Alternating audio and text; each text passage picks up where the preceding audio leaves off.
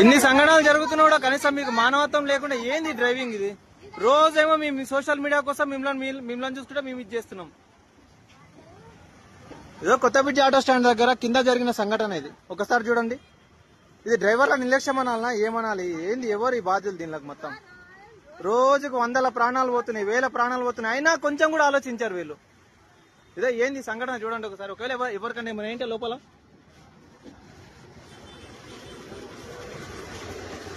Tandur bus, ఇది కూడా తాండూరుకే మళ్ళీ సంబంధించి తాండూరు బస్సే.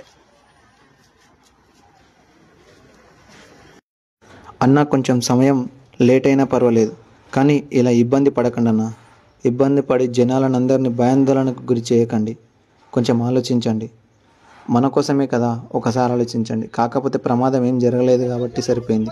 ఏదైనా అనుకోని ప్రమాదం జరిగితే అందరం బాధపడాల్సిన వాళ్ళమే. ఆలోచించండి అన్న. అక్కడ ఉన్న స్థానిక కొత్తపేట ఆటో స్టాండ్ కాలనీ వాళ్ళు కూడా అందరూ వచ్చి చాలామంది సహాయం చేశారు. మానవత్వం అంటే ఇలాగే ఉండాలి. ఏ ఆపద వచ్చినా అందరం ఇలాగే కలిసిమెలిసి చేస్తే ఎన్నో ఆపదలను కూడా మనం అరికట్టవచ్చు. వెంబడే పోలీసు వాళ్ళకి కాల్ చేయండి. నమస్కారం మేడం, నా పేరు మనోహర్, సమాజ సేవక్ మేడం. అయితే మన కొత్తపేట ఆటో స్టాండ్ కాడ మొత్తం ట్రాఫిక్ మొత్తం జామ్ అయిపోయింది, బస్సులు 2 ఇరుక్కున్నాయి. ఇప్పుడు క్లియరెన్స్ అయిపోయింది మేడం. అక్కడ ఉండి క్లియరెన్స్ చేపిస్తున్నాం. కాకపోతే కొద్దిగా మన వాళ్ళు అక్కడ ఎవరు లేరు, కొద్దిగా పంపేయండి మేడం. అవును మేడం, నా పేరు మనోహర్ మేడం.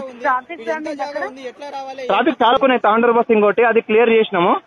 అక్కడ దగ్గర ఉండి క్లియర్ చేసినాం. కాకపోతే ఇంకా మహబూబ్నగర్ లోకలే మేడం.